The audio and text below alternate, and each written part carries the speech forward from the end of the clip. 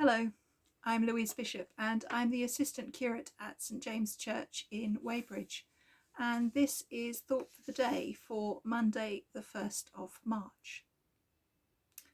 I've just recorded my weekly assembly for our local primary school, and this week I'm looking at the idea of when I was hungry you gave me food, when I was thirsty you gave me a drink, when I was ill you cared for me, and when I was lacking clothes you clothed me, but in much simpler, easier to understand ways for the under sevens. And then I was just sort of musing on it a bit further. It really is quite a simple concept for us all to grasp, but it seems one that in reality is very hard for us to do. Perhaps it's just too big somehow, something that needs others, i.e. the government, the council, or society at large to just do it. Or maybe we're just a bit too comfortable in our own little bubbles, our own little worlds. We don't want to look outside into what can sometimes be a very harsh world. Do we find looking at these problems, engaging with them, looking at things that are often emotional or upsetting, or perhaps just plain wrong and not really necessary? Are these just too much to look at, let it alone even think deeply about?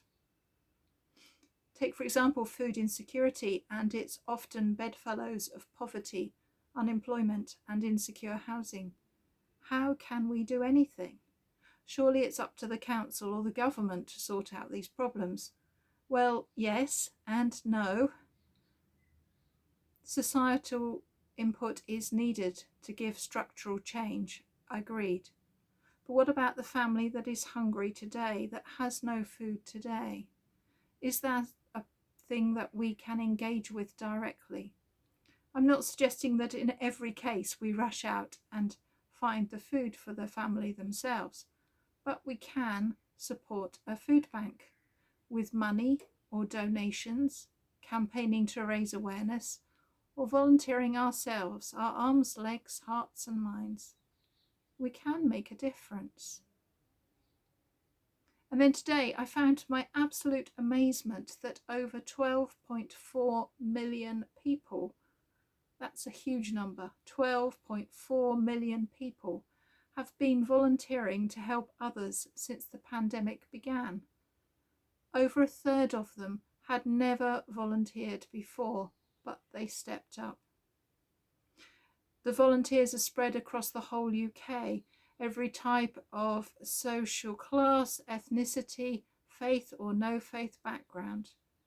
And they're united by wanting to make a difference to the lives of others. Volunteering in a myriad of different ways, utilising skills they have or gaining skills they need, filling gaps in provision, supporting services, and sometimes starting services where nothing existed before. And it has changed lives, not just those who have been helped in whatever way by this small army of volunteers, but it has changed the lives of those who volunteered themselves, opening hearts and minds, if you like, shining a light into areas that we often choose to overlook or not to see. And it's helping us to see the injustices and inequalities in our society and the things that just plainly should not be there. And what does volunteering give back? Well, it says a sense of purpose, a sense of pride, a feeling that I'm making a difference step by step. Having been a volunteer for many years, I can understand those responses. But it also might change your life. It might give you a new path or a new journey through life going forwards, and might open up something that you'd never considered.